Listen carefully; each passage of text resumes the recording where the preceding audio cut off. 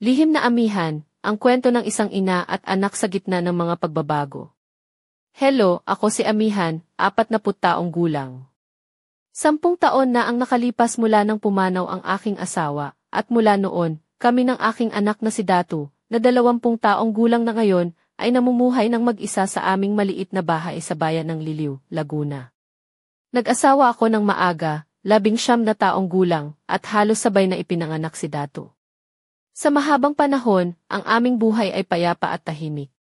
Si Datu ay laging tahimik at masunurin, palaging nasa bahay at malapit sa akin. Mula pagkabata, tinulungan niya si Tito Manny, isang lokal na pintor, bilang kanyang katulong. Kapag walang trabaho, magkasama kaming nag-uusap, nagtatawanan, at nanonood ng mga pelikula sa gabi. Pinangangalagaan kong husto ang aming samahan, lalo na't siya na ang naging aking sandigan matapos mawala ang kanyang ama. Ngunit nitong mga nakaraang buwan, napansin kong unti-unting nagbago si Datu. Hindi ito halata sa iba, ngunit bilang isang ina, ramdam ko ito sa bawat hibla ng aking katawan. Naging palihim siya, madalas na isinasara ang kanyang kwarto, kahit ilang oras, na bago ay bukas naman ito palagi. Ang dati masiglang usapan namin ay naging maikli at malamlam na lamang, mga sagot na hindi ilang ang madalas niyang ibigay. Sinubukan kong itago ang aking pag-aalala. Iniisip na marahil ito na ang tinatawag na adulthood, kahit na 20 na siya.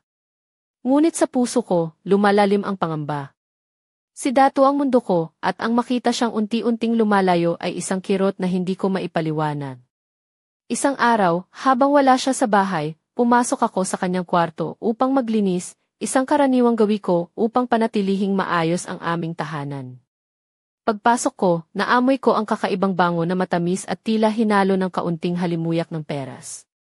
Naguluhan ako dahil hindi naman siya mahilig sa pabango at wala rin kaming pera sa bahay.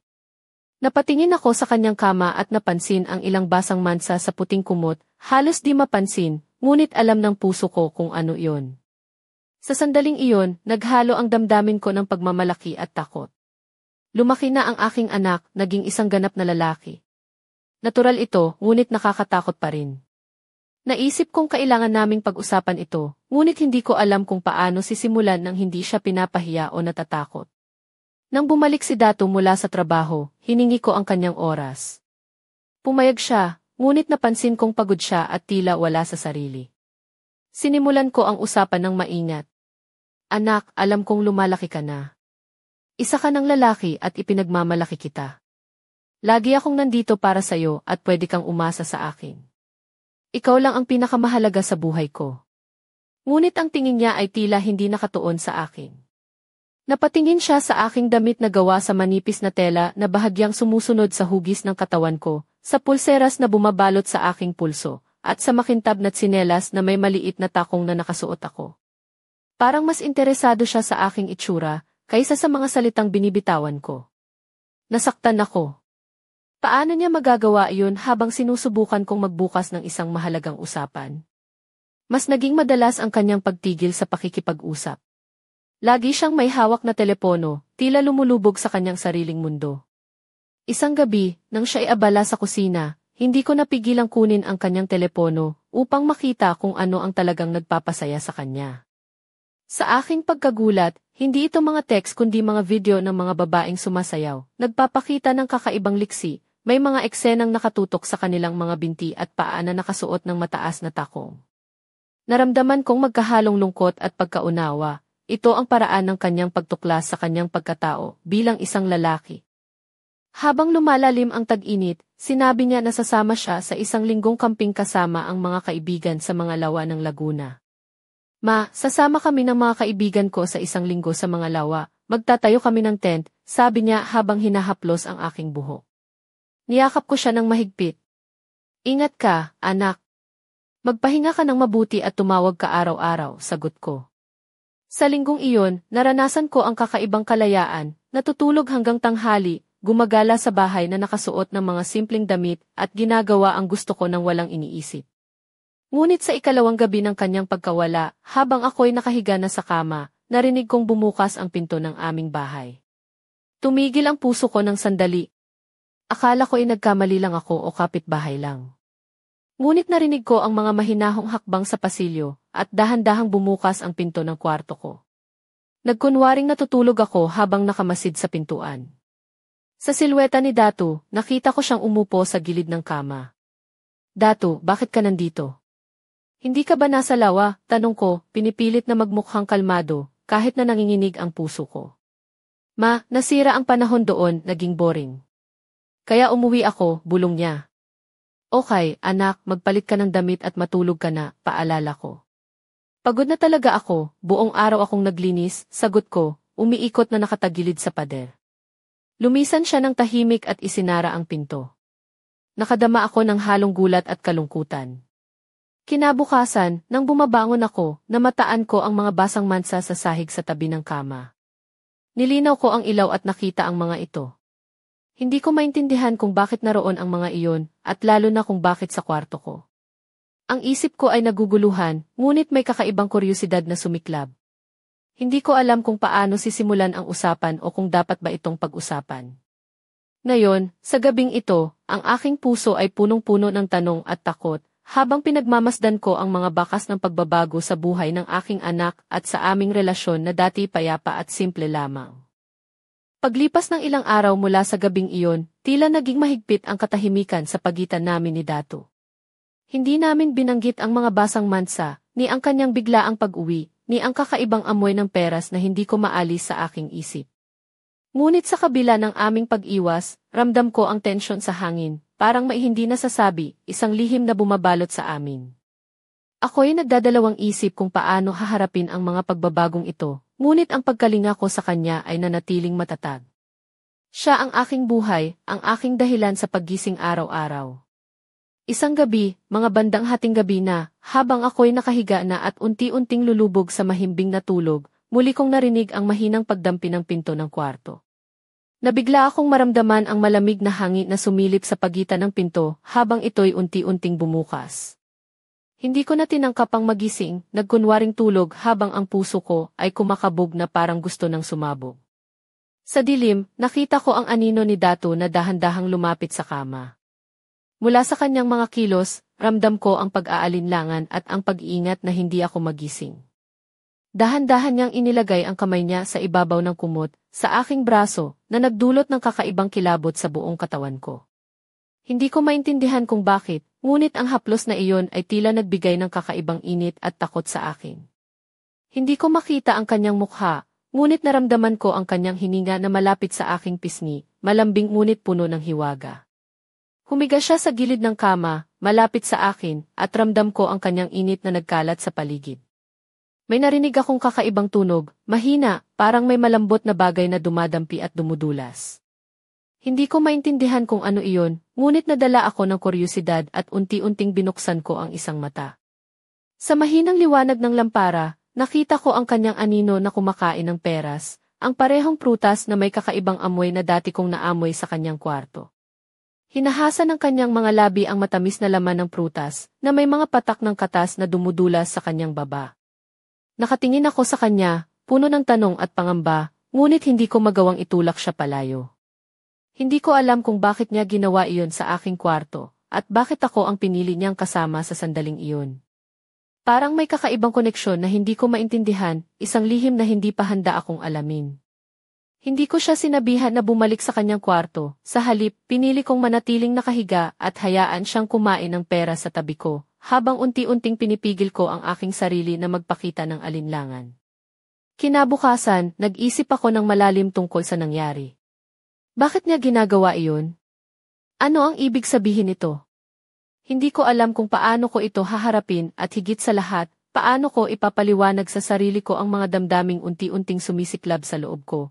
Isang halo ng pagmamahal, pag-aalala, at isang kakaibang kuryosidad na hindi ko matanggihan. Ngunit may isang bagay akong tiyak, hindi na kami magiging katulad ng dati.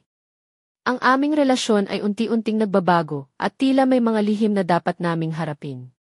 Sa sumunod na gabi, nang muling pumasok si Datu sa kwarto ko, hindi na ako nagkunwaring natutulog. Sa halip, nilingon ko siya ng dahan-dahan, at sa mahina kong tinig ay sinabi, "Datu, gising ako." Nagulat siya, at bahagyang napalingon, may halong takot sa kanyang mga mata. "Ma, hindi ka ba natutulog?" tanong niya, halos bumulong. "Hindi, anak. Gusto ko lang makita ka, sagot ko, sinubukang ipakita ang aking pag-unawa. Nilapitan niya ako, tinago ang natitirang pera sa kanyang kamay, at ngumiti ng bahagya. Huwag kang mag-alala. Hindi kita husgahan, bulong ko, habang hinaplos ang kanyang buhok. Muling nanumbalik ang aming dating samahan, ngunit may bagong dimensyon na hindi ko maipaliwanag. Nagsimula siyang dumalaw sa aking kwarto halos gabi-gabi, hindi na lamang kumakain ng peras, kundi nagiging kasama ko sa mga tahimik na gabi na puno ng mga kwento at lihim. Sa mga sandaling iyon, naramdaman ko ang isang kakaibang kalayaan, isang paglapit na higit pa sa inaasahan ko. Ngunit sa kabila ng lahat, hindi ko maiwasan ang pakiramdam ng takot, takot sa kung saan tayo patungo, at kung ano ang maaaring masira sa pagitan namin.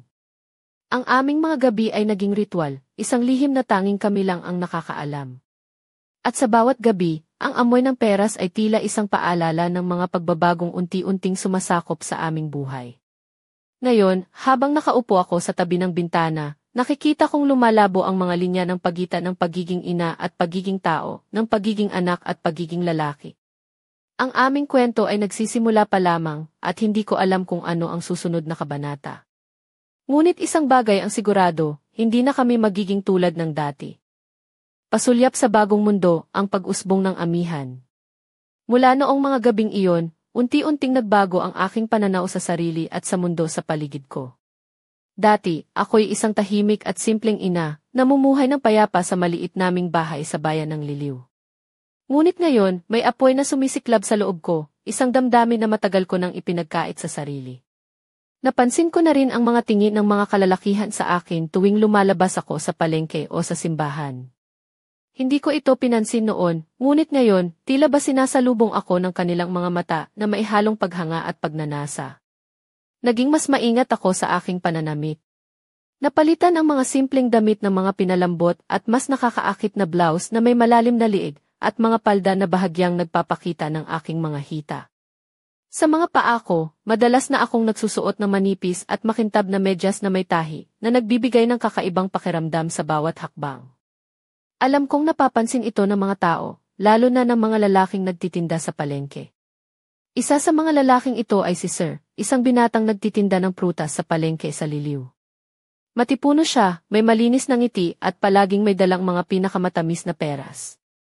Sa tuwing pumupunta ako sa kanyang pwesto, lagi niyang inalok ang mga bunga na parang regalo, sabay ng isang mapang-akit na tingin.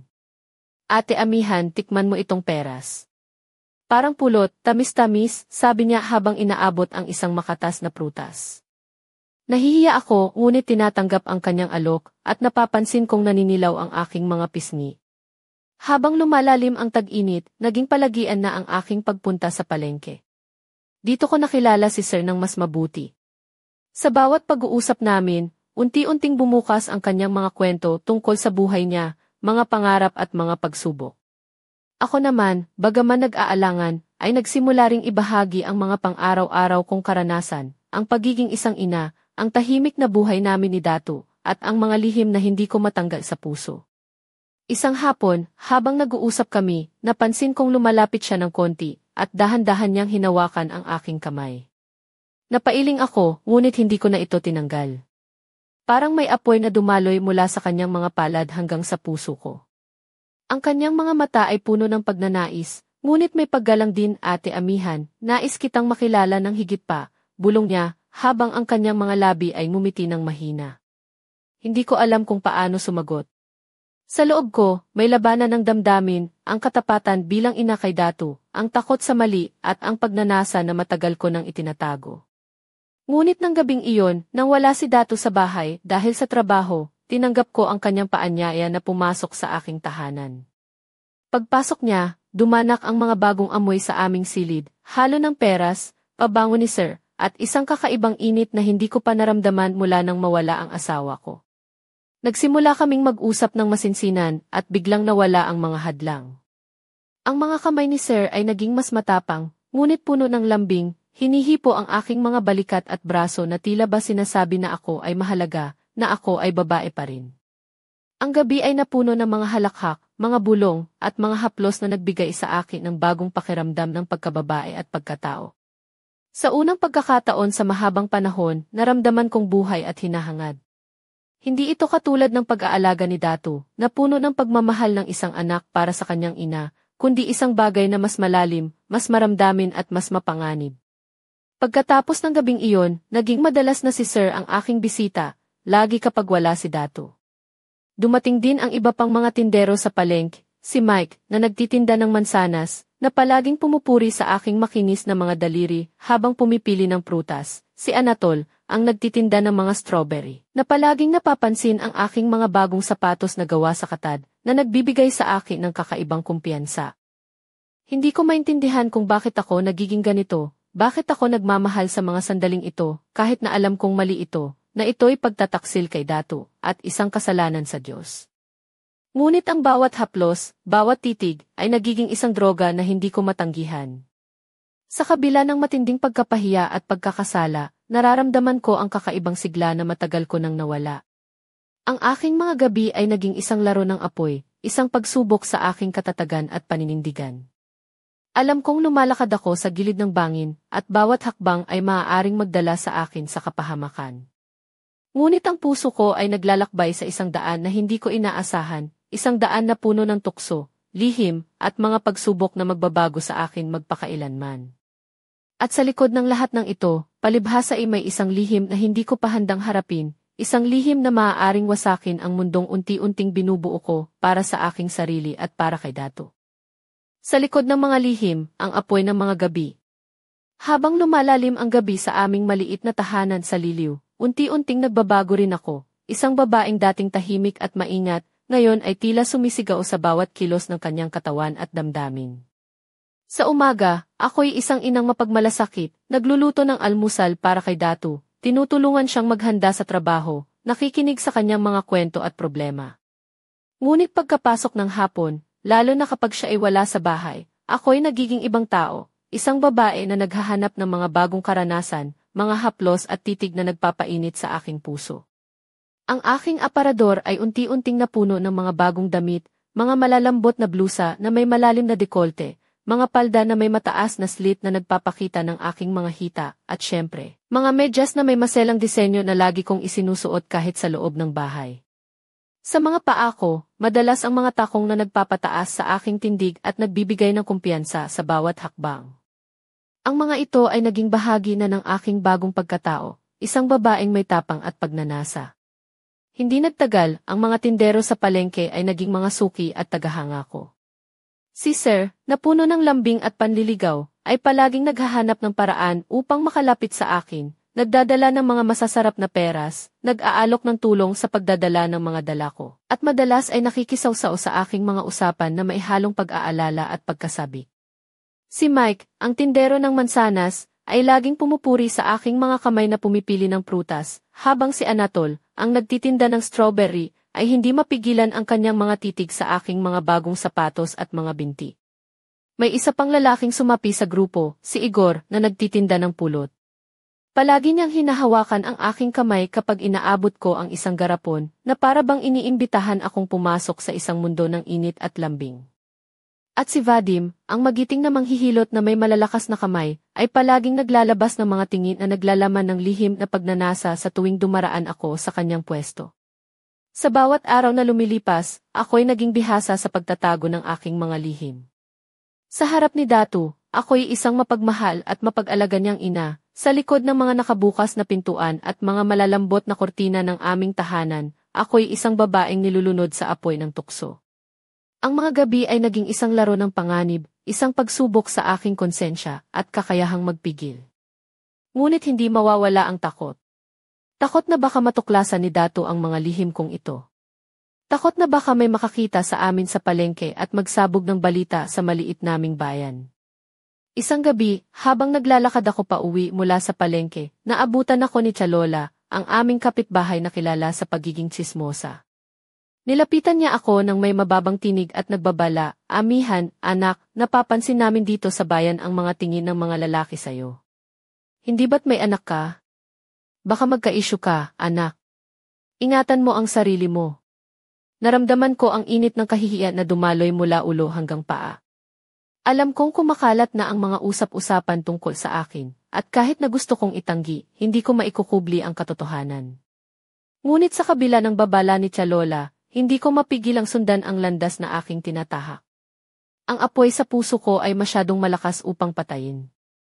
Si Datu, sa kabila ng lahat, ay tila walang alam sa nangyayari. Mas nakatuon siya sa kanyang trabaho bilang katulong ni Tito Manny at sa pag-aalaga sa akin. Patuloy siyang bumibisita sa aking kwarto gabi-gabi, kumakain ng mga peras na dala niya, niyayakap ako ng mahina sa dilim ng aming tahanan. Sa mga sandaling iyon, nararamdaman ko ang isang malalim na kalungkutan at kasabay nito, ang matinding guilt na dala ng aking mga lihim. Ang aming relasyon, bagaman puno ng pagmamahal, ay nagiging masalimuot at puno ng mga hindi nasasabi. Sa bawat haplos ni Datu, sa bawat titig niya, naaalala ko ang mga gabing kasama si Sir, si Mike, si Anatol at iba pa. Ang mga alaala ng mga gabi na iyon ay nagpapahirap sa akin, ngunit hindi ko maitatanggi na nagbibigay din ito ng kakaibang sigla at buhay. Sa puso ko, alam kong ito ay isang laro ng apoy, isang pagsubok kung hanggang saan ako tatagal bago ako masunog. Ngunit sa kabila ng lahat, patuloy akong naglalakad sa landas na ito, dala ang lahat ng pagnanais, pag-aalinlangan at takot. Ang buhay ko ay naging isang lihim na sayaw sa pagitan ng pag-ibig at kasalanan, ng pagnanasa at pagsisisi. At ngayon, habang nakatitig ako sa dilim ng gabi, tanong ko sa sarili ko, hanggang kailan ko kayang itago ang katotohanan ito? At ano ang mangyayari kapag ang mga lihim ay tuluyang naibulalas? Ang huling patak, ang pagbagsak ng amihan. Habang patuloy ang pag-ikot ng mga araw sa aming buhay sa liliw, unti-unting lumalalim ang gulo sa aking puso at isipan. Ang lihim kong mundo na puno ng tukso at init ay tila isang bula na unti-unting pinipisil ng mga kamay ng realidad. Hindi ko na mapigilan ang pagkalito, ang mga emosyon na naglalaro sa aking dibdib, pagkakasala, pagnanasa, takot at pag-ibig. Ang bawat sandali ay puno ng tensyon, at ang mga hangganan ng tama at mali ay nagiging malabo. Isa sa mga araw na iyon, sa isang hapon na tila payapa, bumalik si Datu ng mas maaga mula sa trabaho. Ako'y nakaupo sa kusina kasama si Mike, ang tindero ng mansanas, na palaging nagpapasaya sa akin sa kanyang mga biro at pag-aalaga sa aking mga kamay habang pumipili ng prutas.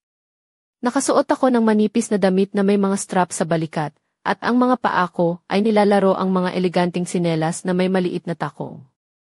Ang aming tawanan ay biglang natigil nang marinig namin ang tunog ng susi sa pinto.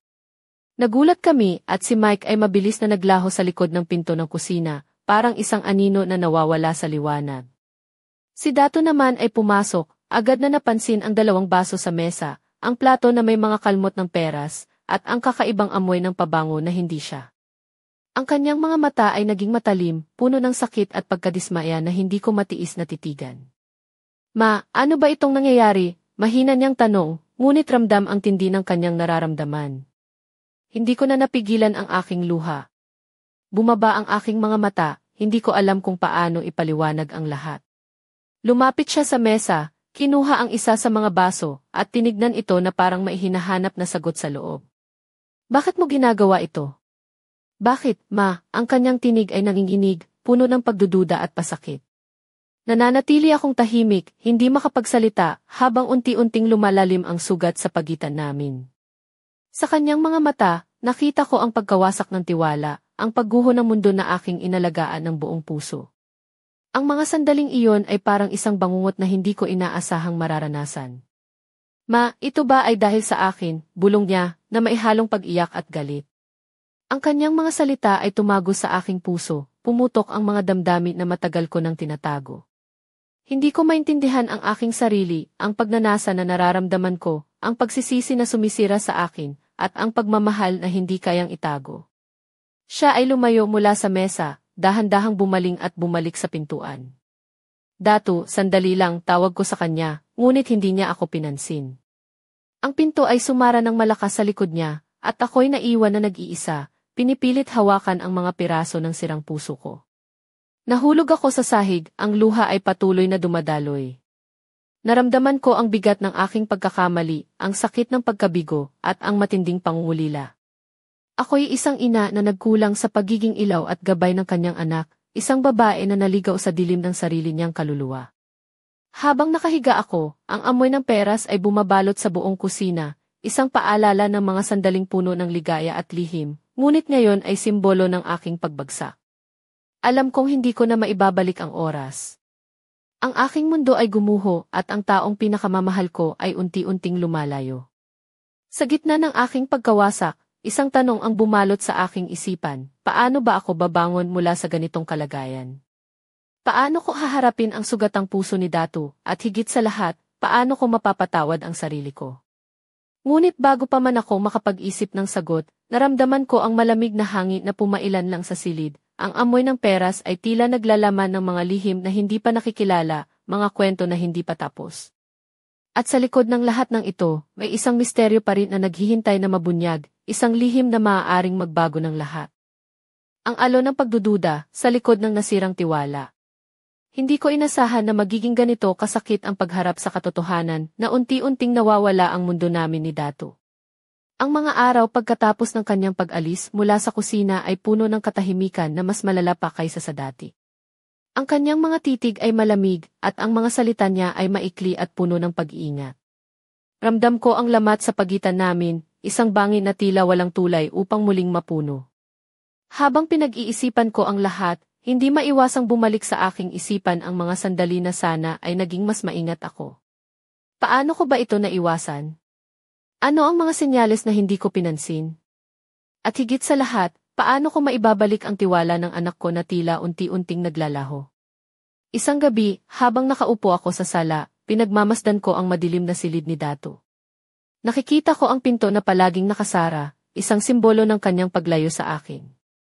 Ang dati bukas na mundo namin ay naging isang misteryo na hindi ko maintindihan. Ang mga alaalang puno ng tawanan at kwento ay napalitan ng mga pag-iwas at malamig na katahimikan. Hindi ko maiwasang magtanong sa sarili ko, sa kabila ng lahat, paano ko kaya mapapawi ang sakit na nadarama niya? Paano ko maipapakita na ako'y nagsisisi, na nais kong ayusin ang aming relasyon? Ngunit ang mga sagot ay tila nagtatago sa dilim, at ako'y natatabunan ng takot at pangamba. Sa gitna ng aking pag-iisa, naalala ko ang mga gabing dumarating siya sa aking kwarto, ang mga sandaling kami magkasama sa ilalim ng mga anino ng gabi na may dalang peras at mga lihim ng ngiti. Ang mga sandaling iyon ay puno ng kuryusidad at init, ngunit ngayon ay nagiging alaala ng isang panaginip na unti-unting naglalaho. May mga pagkakataon na sinusubukan kong tawagan siya, magtanong kung kumusta, ngunit ang kanyang mga sagot ay maikli at tila may pag-aalangan. Hindi ko alam kung paano haharapin ang kanyang distansya, o kung paano ko haharapin ang sarili ko sa salamin ng aking mga pagkukulang. Minsan, habang naglalakad ako sa paligid ng aming bahay, napansin ko ang maliit na kahon na dati niyang iniwan sa mesa ng kusina, punong-puno ng mga larawan namin noong masaya pa kami, mga sulat, at mga bagay na may malalim na kahulugan sa amin. Hinawakan ko ito ng dahan-dahan, na para bang kumukumbinsi ang mga ito na muling pagtagpuin ang aming mga puso. Ngunit bago ko pa man mapag-isipan ng mabuti, naramdaman ko ang isang kakaibang presensya sa likod ko. Isa itong malamig na simoy ng hangin na tila may dalang lihim, at sa hangin ay sumalubong ang pamilyar na amoy ng peras, isang amoy na hindi ko maalis sa isip. May isang bagay na hindi ko pa naunawaan, isang hiwaga na patuloy na bumabalot sa amin. Sa kabila ng lahat ng ito, alam ko, sa kailaliman ng aking puso, na hindi pa tapos ang aming kwento. May mga lihim pa ring dapat mabunyag, mga sugat na dapat paghilumin, at isang pag-asa na dapat pang pangalagaan. Ngunit ang tanong ay nananatili, paano kami magpapatuloy mula sa puntong ito? At ano ang magiging kapalaran ng aming pagmamahalan sa gitna ng mga unos? Habang ako'y nag-iisip at naghahangad ng sagot, ang gabi ay patuloy na yumuko sa dilim, at ang aming tahanan ay nanatiling tahimik, isang tahimik na puno ng mga tanong, mga pangarap at mga lihim na naghihintay ng liwanag. Pasimula ng lihim, ang unang aninag ng pagbabago. Isang gabi, habang ang buwan ay nakatago sa likod ng makakapal na ulap, naramdaman kong may kakaibang kaganapan sa aming tahanan sa liliw. Ang dilim ay tila mas makapal, at ang hangin ay may dalang kakaibang lamig na pumailan lang sa bawat sulok. Hindi ko maipaliwanag ang pakiramdam na iyon, parang mailihim na naghihintay na mabunyag, isang aninag ng pagbabago na magpapabago sa lahat ng aking inaakalang totoo. Habang nakaupo ako sa sala, nakatitig sa bintana, narinig ko ang mahinang pagaspas ng pinto ng kwarto ni Datu. Nagulat ako nang marinig ko ang mga hakbang na dahan-dahang lumalapit sa aking direksyon. Hindi ito ang karaniwang pagpasok niya, may kakaibang layunin ang bawat galaw niya.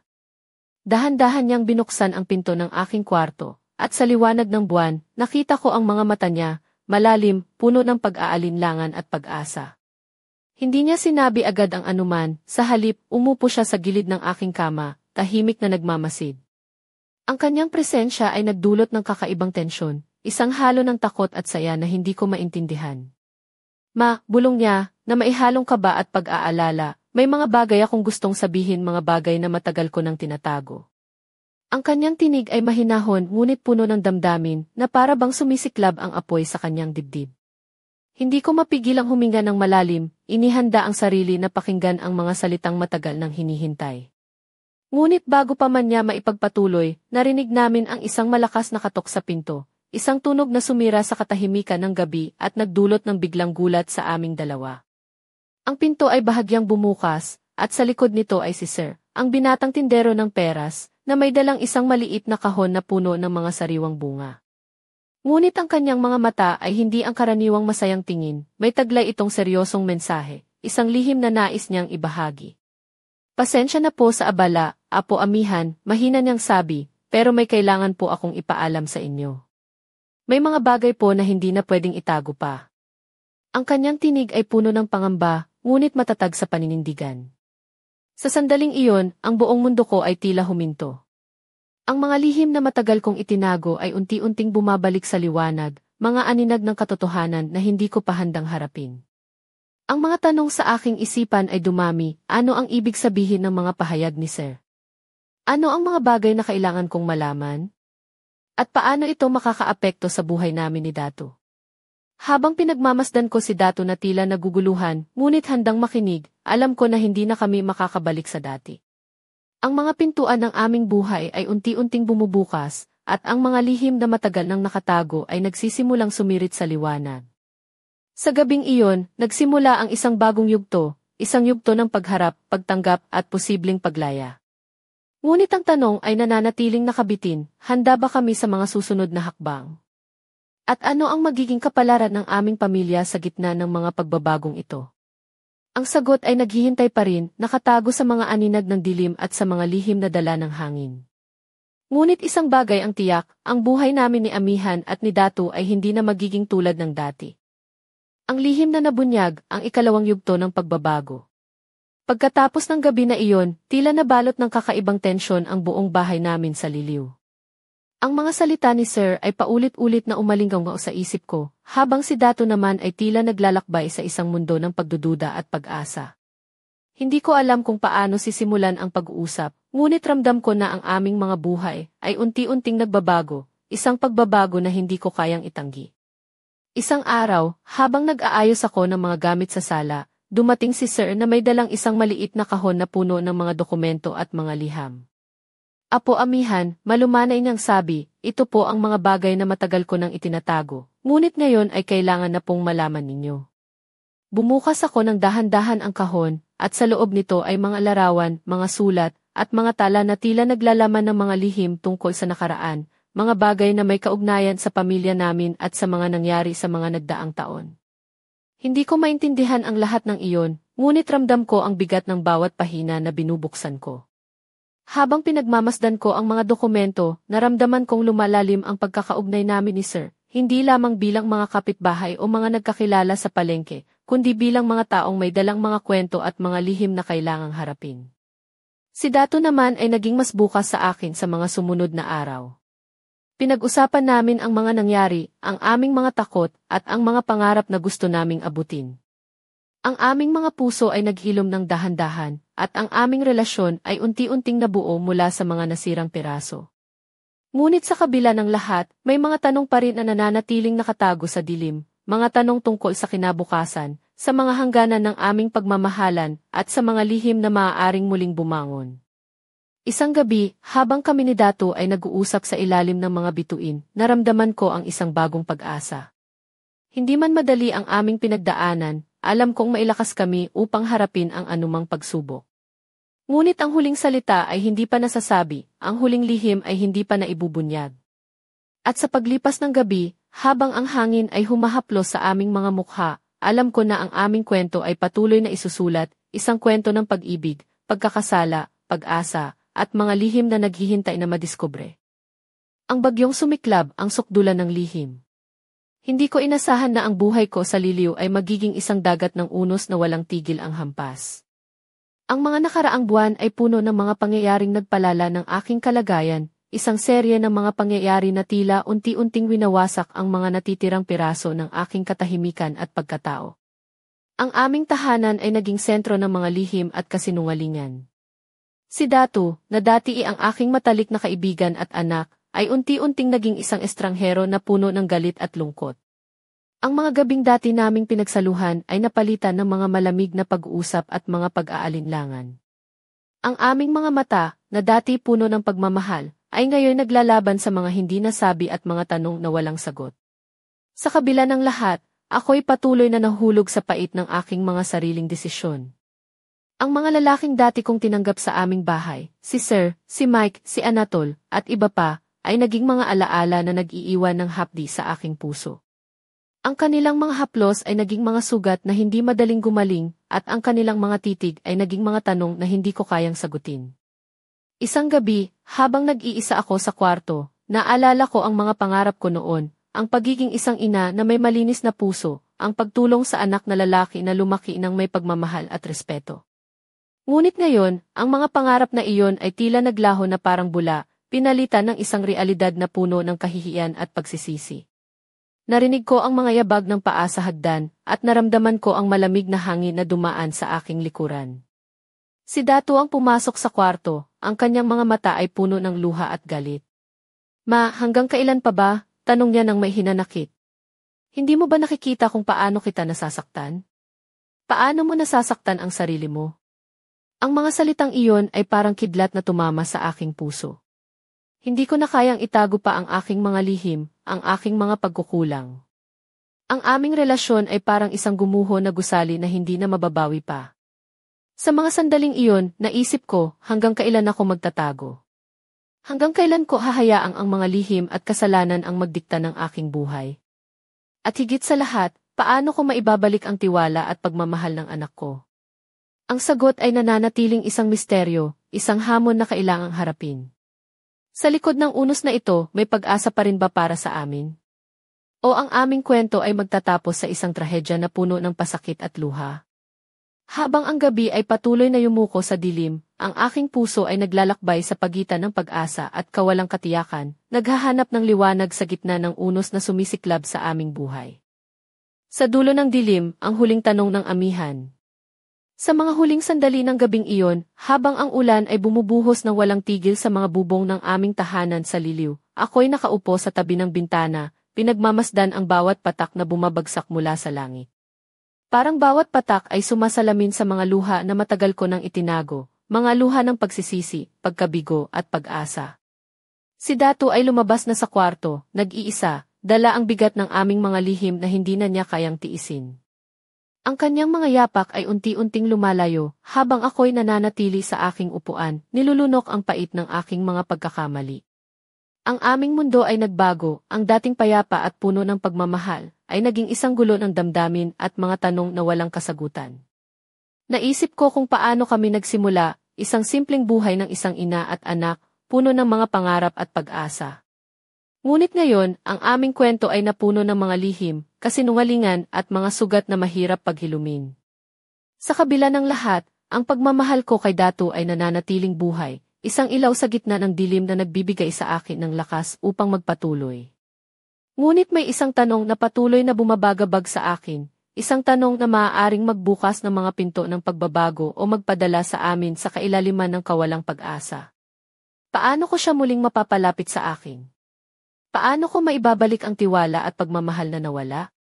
Ang mga tanong na ito ay bumabalot sa aking isipan, naglalakbay sa bawat sulok ng aking puso.